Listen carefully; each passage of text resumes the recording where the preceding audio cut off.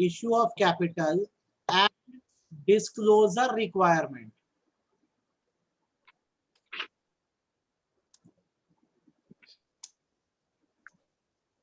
ठीक है, रेगुलेशन। पहले ये 2009 हुआ करती थी, अब ये 2018, तो आपको अपडेटेड वाली पढ़नी है। ठीक है, इसे शॉर्ट में आईसीडीआर रेगुलेशन भी बोलते हैं। पहले सन 2009 की थी, अब क्या हो गई है 2018। ये हमको पढ़नी है, आपके जून अटेम्प्ट में ये आनी है, सेबी आईसीडीआर 2018। मेरी बात समझ आई?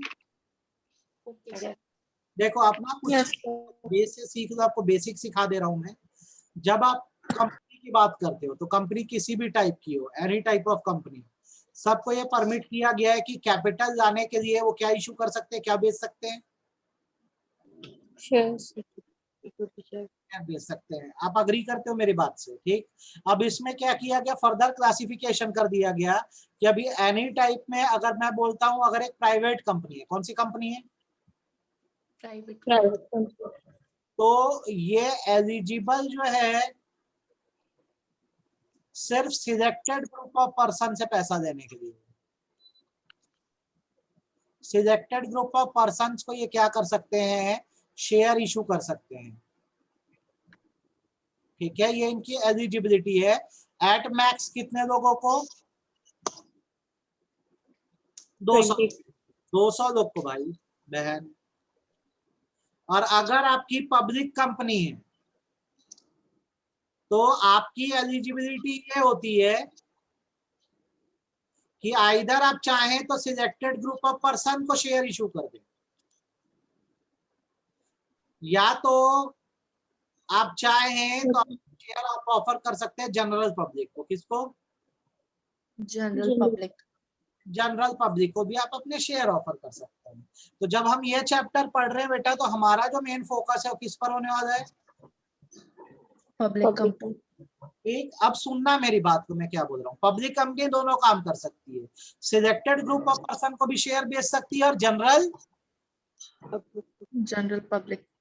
तो अगर मैं बोलता हूँ मेरी एक पब्लिक कंपनी है, तो मैं यार पूरी तरह से एलिजिबल हूँ क्या करने के लिए, सिलेक्टेड ग्रुप ऑफ पर्सन को शेयर बेचने के लिए।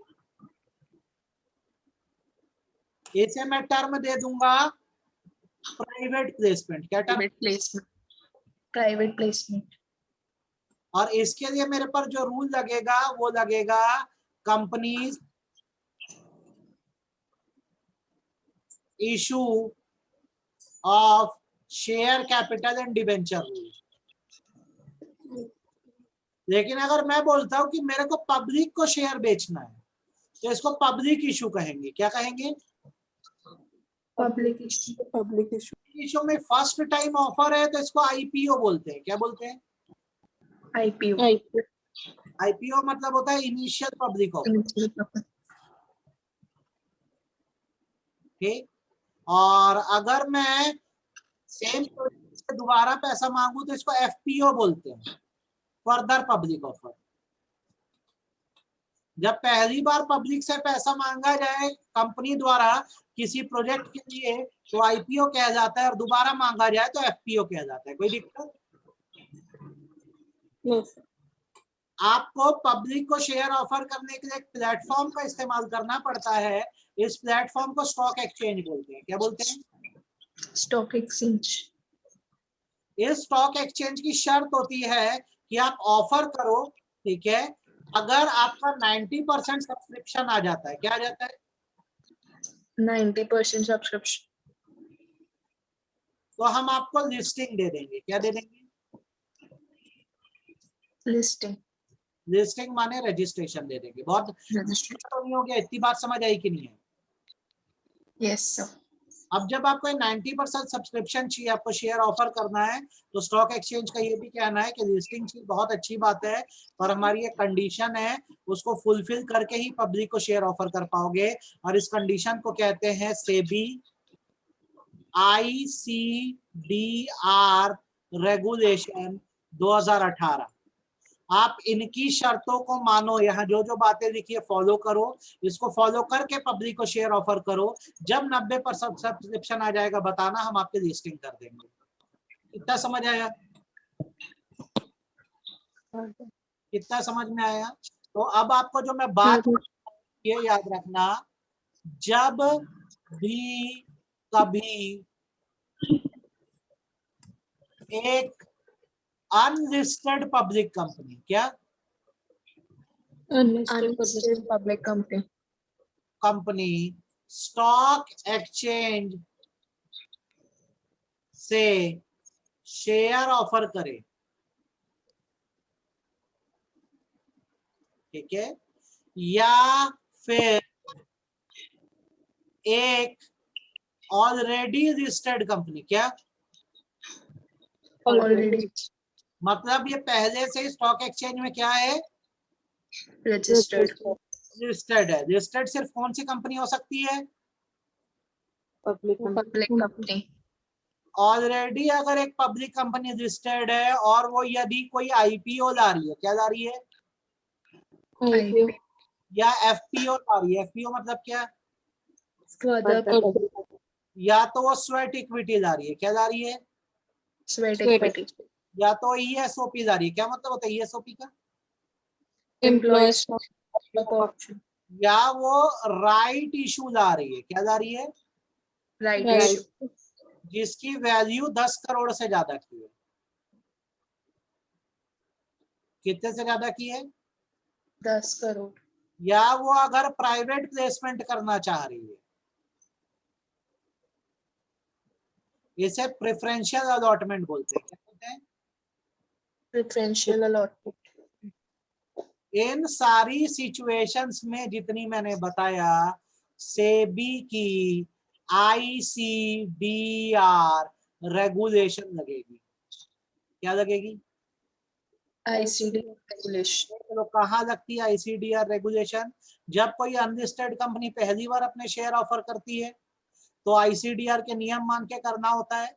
सिमिलरली कोई कंपनी ऑलरेडी रजिस्टर्ड है, अगर वो कोई एफपीओ लाए या आईपीओ लाए या स्वेट इक्विटी लाए या ईएसओपी लाए या राइट इशू कितने के ऊपर का लाए, 10 crore या प्राइवेट प्लेसमेंट करे, तो उनको भी आईसीडीआर की कंडीशन माननी होगी। आप पहले बताओ ये बात समझ आई कि नहीं, yes कितना समझ में आई, yes, ईमानदारी से। आगे टर्म कोई वर्ड जो नहीं समझ आ रहा हो वो बताओ, कोई टर्म या कोई वर्ड आ रहा है वो बताओ, आपको क्लियर है। yes अब क्या होता है बेटा, आप बोल रहे हो कि आप शेयर बाजार में आईसीडीआई गाइडलाइन फॉलो करोगे, बहुत अच्छी बात है, पर आपको ये भी होना चाहिए, पता होना चाहिए कि आप इश्यूज कैसे कैसे ला सकते हो, टाइप्स ऑफ इश्यूज कैसे कैसे हो सकता है, आपको ये भी पता होना चाहिए। तो अगर हम स्टॉक मार्केट के थ्रू शेयर इशू करना चाह रहे हैं और फुल आईसीडीआर को फॉलो करेंगे गाइडलाइन को, तो हम ला सकते हैं आईपीओ। क्या ला सकते हैं, IPO क्या होता है, initial public offer ठीक है, या तो हम ला सकते हैं क्या, FPO इसका क्या मतलब हुआ, further public offer इसको किया गया पब्लिक। to public वैसे ही हमको ये भी अलाउ किया गया कि हम बोनस इशू ला सकते हैं। क्या ला सकते हैं, bonus issue ठीक है, ये बोनस इशू किसको किया, पब्लिक को कि एग्जिस्टिंग मेंबर को, existing members बोनस इशू हमेशा किसको होता है, existing members राइट इशू भी हम ला सकते हैं। आईसीडीआर कितने से ऊपर में लगेगा, 10 crore ये किसको इशू होगा, किसको होगा, एग्जिस्टिंग मेंबर्स को होगा। और आप क्या इशू ला सकते हो, आप ईएसओपी ला सकते हो, आप स्वेट इक्विटी ला सकते हो, ये किसको होगा, already existing members. एम्प्लॉइज को होता है। employees, promoters. क्या होता है जो एम्प्लॉइज को दिए जाते हैं, है ना।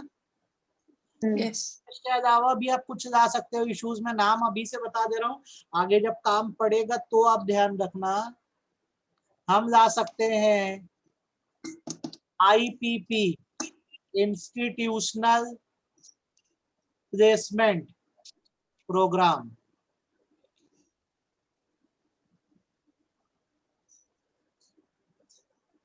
ऑब्लिक क्वालिफाइड, ध्यान से सुनना, एक एक बात को समझना, क्वालिफाइड इंस्टीट्यूशनल प्लेसमेंट।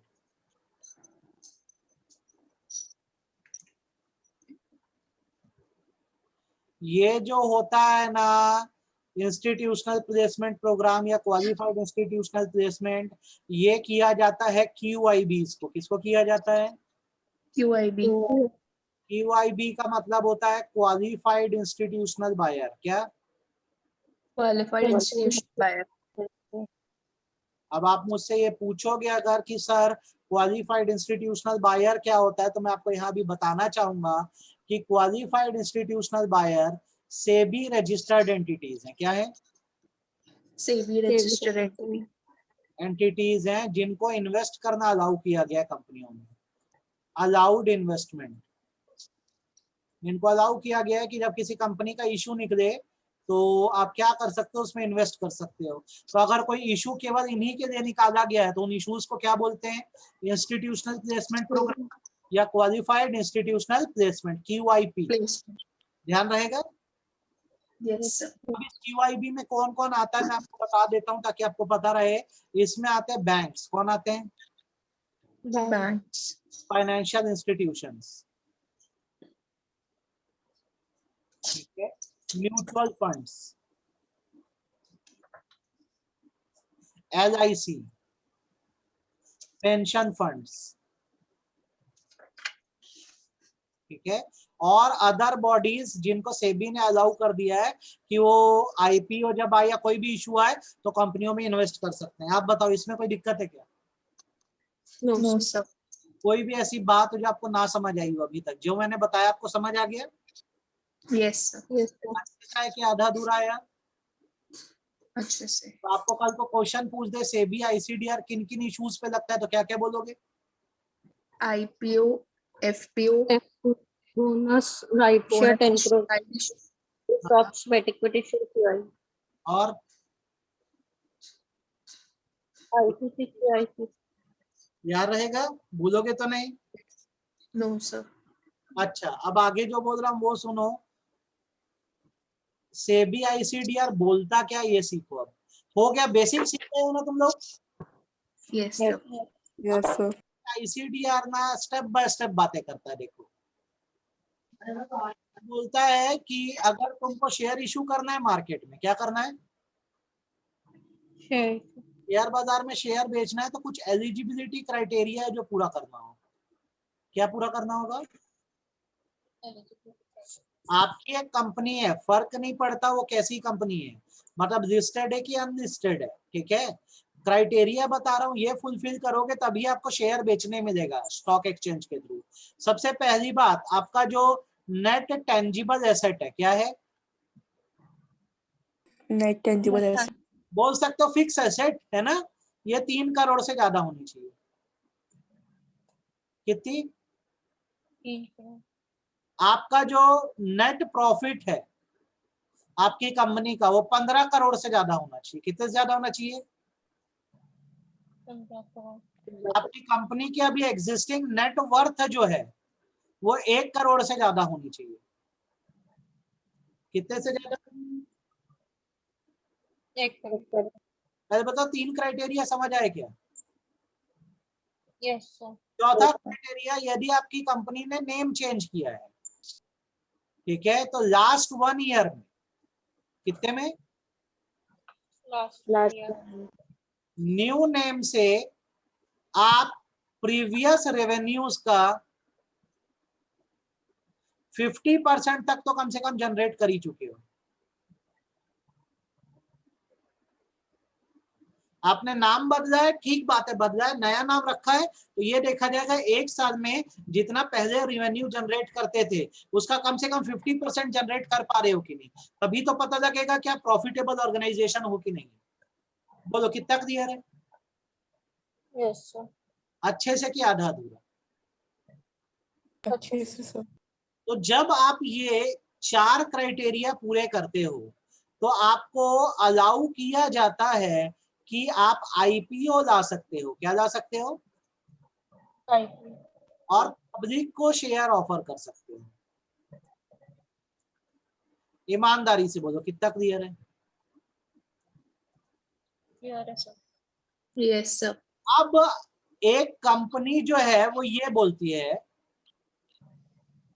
कि सर आपने 4 क्राइटेरिया दिया है, मैं 3 फिल कर पा रहा हूं, मेरा एसेट 3 करोड़ के ऊपर है, मेरा नेटवर्थ 1 करोड़ के ऊपर है, मैंने नाम बदला है, मैं 50% रेवेन्यू भी जनरेट कर रहा हूं, पर मेरा नेट प्रॉफिट 10 करोड़ है। कितना है? तो क्या ये पब्लिक को शेयर ऑफर कर पाएंगे कि नहीं कर पाएंगे? सारे फिल होने चाहिए, क्या? सारे क्राइटेरिया फिल होने चाहिए। हाँ वही मैं पूछ रहा था, अब यहाँ पे एक फिल नहीं हो रहा है तो पब्लिक को ऑफर नहीं कर पाएंगे। नहीं कर पाओ। तो नहीं कर पाओगे तो क्या? तो आपके लिए ऑल्टरनेटिव क्राइटेरिया बनाया गया है कि if the company is not able to fulfil eligibility criteria. क्या? Eligibility either all or one, या तो पूरे या कोई एक, then such company can issue via alternative criteria where it shall offer 75% of its issue to QIB। क्या बोला मैं? कुछ समझ आया? ऊपर चारों क्राइटेरिया पूरा करते हो तो आप किसको शेयर ऑफर कर सकते हो? पब्लिक को। अगर क्राइटेरिया पूरा नहीं होता और आपको शेयर बाजार से पैसा चाहिए तो आपका जो भी इशू साइज होगा, जैसे मैं 1 करोड़ रुपए जुटाना चाहता हूँ शेयर बेच के, तो उसका 75% ऑफर मुझे किसको देना पड़ेगा? QIB। अच्छा, ऐसा क्यों रखा गया है? क्योंकि जब QIB को इशू करोगे और कुछ ऊपर नीचे करोगे तो गर्दन पकड़ के पैसा निकाल देंगे। आम जनता भोली होती है, तो उनके लिए आपको शेयर ऑफर करना है तो सारे क्राइटेरिया पूरे करके ही करते हैं। कितना क्लैरिटी है? Yes sir. अच्छा समझ आया कि आधा अधूरा समझ आया? आ गया सर। मन और जीवन में कोई दिक्कत है क्या? No sir. ठीक, अब एक शॉर्ट प्रोसीजर बता रहा हूँ शेयर ऑफर का, उसको अच्छे समझ लेना आईसीडीआर के हिसाब से, फिर आपको जब नोट्स पढ़ाऊंगा तो ये आना चाहिए। आज आपकी एक कंपनी है, अभी अनलिस्टेड है, क्या है? अनलिस्टेड पब्लिक कंपनी है। इसको किसी ने सलाह दी कि यार तुम क्या डालो? आईपीओ डालो, तो ठीक है, तो सबसे पहले इसको कौन सा रूल मानना पड़ेगा? ICDR 2018। आपने बोलता है मैं आईसीडीआर रूल मानूंगा, तो इसमें सबसे पहली चीज तो इनको ये देखना होगा कि ये एलिजिबिलिटी क्राइटेरिया फुलफिल कर रहे हैं कि नहीं। ईमानदारी से बोलो, कितनी बात समझ आई है? कितने क्राइटेरिया? कितने क्राइटेरिया? फिल हो रहे कि नहीं होते तो फिर किसको ऑफर करते? 75% को QIB।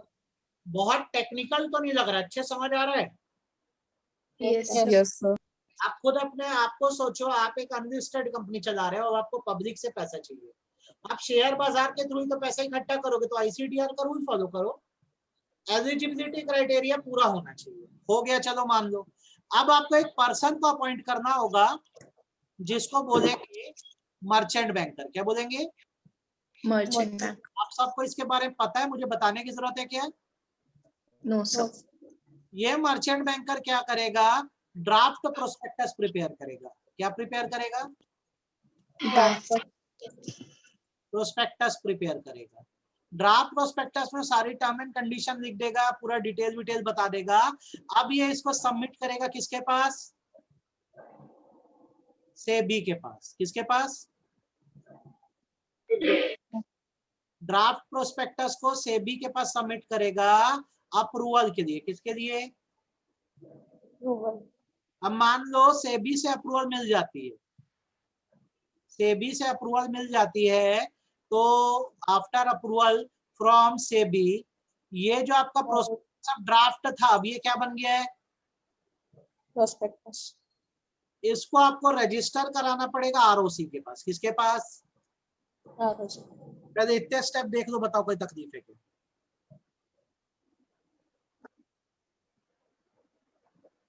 इसमें कोई तकलीफ है? No sir. अब आरओसी क्या सबमिट कर दिए, अब आप क्या करो?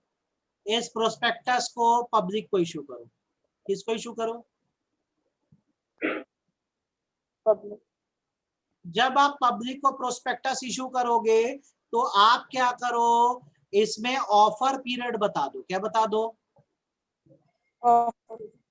ऑफर पीरियड मतलब वो पीरियड या इंटरवल जिसमें शेयर एप्लीकेशन एक्सेप्ट किया जाएगा। क्या एक्सेप्ट किया जाएगा? शेयर। तो ये 3 से 10 दिन का होता है। कितने दिन का होता है? 3 से 10। अब जब शेयर एप्लीकेशन आ जाएंगे तो आप बेसिस ऑफ अलॉटमेंट बनाओ। अकाउंट्स में करे हो कि नहीं करे हो? प्रोराटा। Yes, sir. अब क्या कर दो, जैसे बेसिस ऑफ अलॉटमेंट बना दिए तो जितनों को अलॉट करना अलॉट कर दो, बाकी को क्या कर दो? रिफंड कर दो। बोलो कोई दिक्कत? इतना समझ आया कि नहीं आया? Yes, sir. आ गया। अब नेक्स्ट स्टेप क्या होगा? आपको पैसा मिल गया है, रिसिप्ट ऑफ मनी हो गया है, ठीक है। आप क्या करो? शेयर अलॉटमेंट लेटर, क्या सारे शेयर होल्डर के घर भिजवा दो, ठीक है। शेयर सर्टिफिकेट इशू कर दो। क्या इशू कर दो? और लास्टली रजिस्टर में एंट्री बना दो।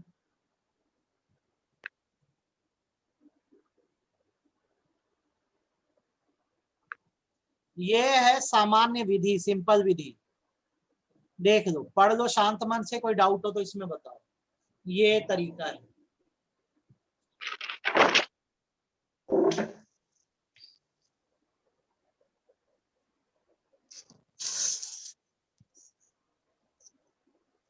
बताओ, इसमें कोई तकलीफ है? कि गया सिर के ऊपर से? आ गया। आ गया। अब क्या होता है, अगर ये इतना आसान होता तो आपकी बुक में इतना देता क्यों लंबा खींच के? तो ये तो जनरल मैंने आपको तरीका सिखाया कैसे चीजें चलती हैं। अब इसमें कहानी तब बढ़ती है जब बीच बीच में बहुत सारी फॉर्मेलिटी आ जाती है। जैसे एक का नाम मैं लिखता हूँ, फिर दूसरे का लिखता हूँ, फिर तीसरे का। मैं आज सिर्फ आपको नाम लिखा रहा हूँ। बीच में आ जाता है प्रमोटर्स कंट्रीब्यूशन। क्या आ जाता है? Promoters contribution. बीच में आ जाता है रिजर्वेशन। क्या आ जाता है? Reservation. बीच में आ जाता है मिनिमम सब्सक्रिप्शन। क्या आ जाता है?